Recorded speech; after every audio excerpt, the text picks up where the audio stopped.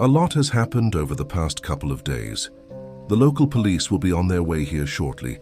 They said they were going to prep and deploy a team. I explained the full story to them over the phone, and they took a statement. This is sort of strange, but I got the impression that they were expecting my call. They asked all the right questions and didn't seem all that surprised. Since this isn't exactly an emergency, i.e. crime in progress, I should have a bit of time to share the details. I cannot tell you how relieved I am that they're taking this seriously. I should have involved them sooner. I'm typing as fast as I can here.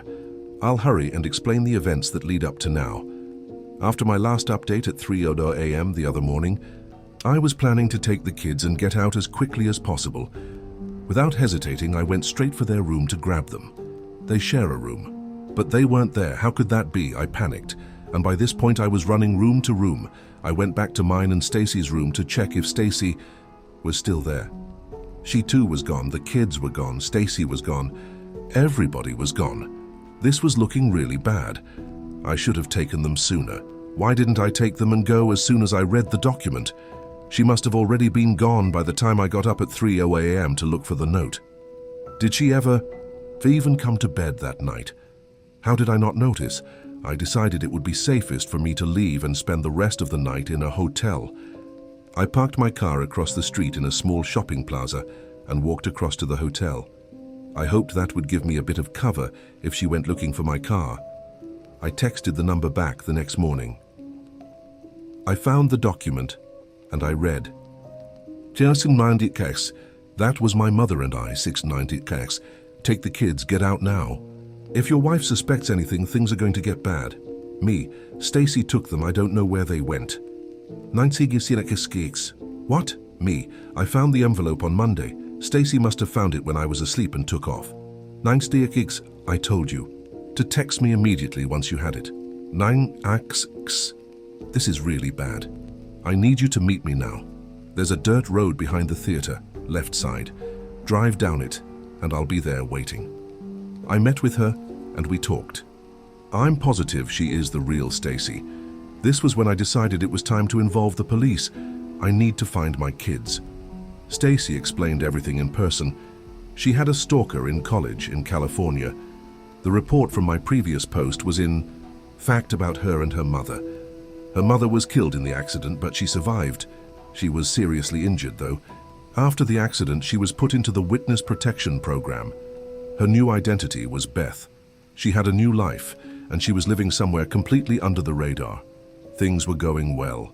She was happy, or as happy as she could be. Given the circumstances, she was even on Facebook, though she wasn't using her real name, nor was she using a real picture. And of course, nobody knew it was actually her. She eventually became friends with several old classmates, so she could stay somewhat in the loop on how everybody's lives were turning out. She said she was living vicariously through classmates who were dumb enough to accept a friend request from someone they didn't even know. It was a guilty pleasure.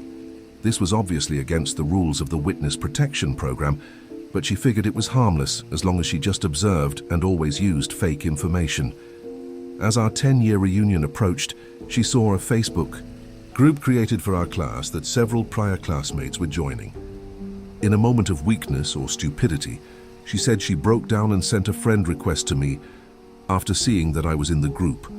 Up until then, she made it a point to never look me up for her safety and for mine.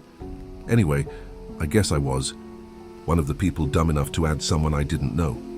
She checked out my profile and was completely dumbfounded when she saw that I was married to her.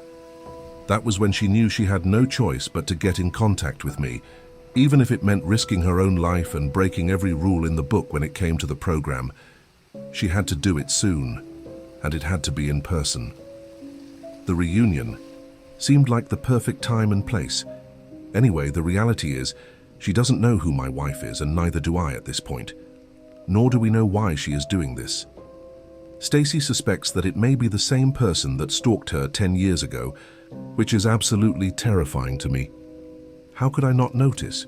Did my actual memories of Stacy fade, only to be replaced with the memories of someone else whom I was convinced was Stacy, making all of this possible? Side note, I just got a text from Stacy as I was typing this. Do you see some back sex? Stephen, I forgot to tell you one last piece. I'm outside the hotel you're staying at. Come outside for a sec and I'll explain. Me, how did you know where I was staying? Jesus, what is happening? It's the police. They are banging on the door. But I'm the one that called them. This is crazy. Not sure what's going on. It has to be a misunderstanding. Posting this now, just in case. Update. Hello, Reddit.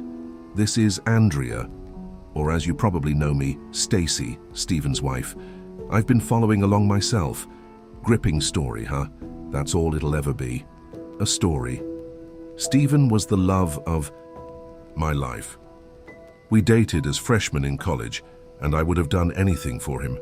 Even after Stacy was long gone and off in California not thinking about him, he still talked about her. I knew I'd never have him to myself.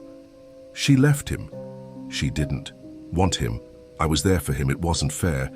He eventually broke up with me because he missed Stacy. He wanted to be with her. She didn't even realize, nor did she care. So I did what any reasonable person would do in that situation. I became Stacy. You have no idea how easy it was. I found Stacy on Facebook. I went to California and I watched her every move. I laughed like she did. I talked like she did. I smelled like she did. After finally mastering all that was Stacy, I knew that still wouldn't be enough. I went further. With the right documents, a pretty smile, a bit of cash, and 19 times under the knife, I could have whatever my heart's desire. America the beautiful. The DO procedures were grueling, but in the end, God, was it worth it? I digress back to today's events. His laptop was open, so I went ahead and took the liberty of picking up where he left off. I had to finish the story so you wouldn't be left wondering what happened. That is, had the story not all been a delusion. When I left the house that night after finding the note, I immediately contacted the local police. I have indeed been lurking, so I told the story just like he told it. I showed them pictures of us dating all of the way back to our high school years. Even I'm surprised how easy it was to sell his delusions as his concerned wife. To them, his schizophrenia diagnosis was apparent. We see it all the time, they said. The story was incredulous. He was clearly a threat. To me and to our children. I told them he would be calling, and I was right. All I had to do was set the stage. As for Stacy, Bethwell, unlike the first time she went into hiding, this time she won't be seen again.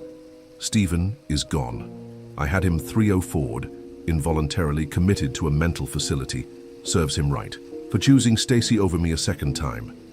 Either way, he'll now get the treatment he so desperately needs and deserves. Only the best for my Stephen. Anyway, the kids want to go out for ice cream. This is you im just see on fused signing off. I guess things weren't so perfect after all.